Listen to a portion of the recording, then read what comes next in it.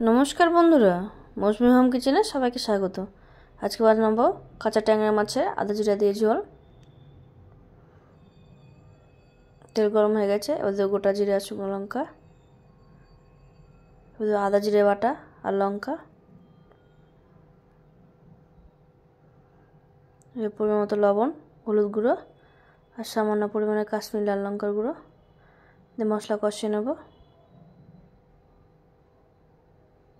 মশলা কষানো হয়ে গেছে, এবার জল দিয়ে দেবো।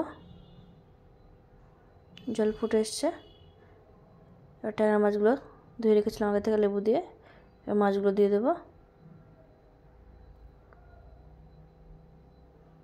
সব মাছগুলো দিয়ে দিয়েছি।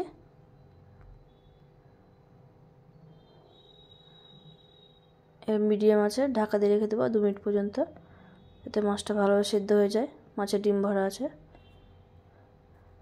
মাছ সেদ্ধ হয়েছে। এবার দিয়ে দেবো জিরে ভাজা, আগে থেকে গুঁড়ো করে রেখেছিলাম। কটা কাঁচা লঙ্কা দিয়ে ভালো করে ফুটিয়ে নামিয়ে নেব।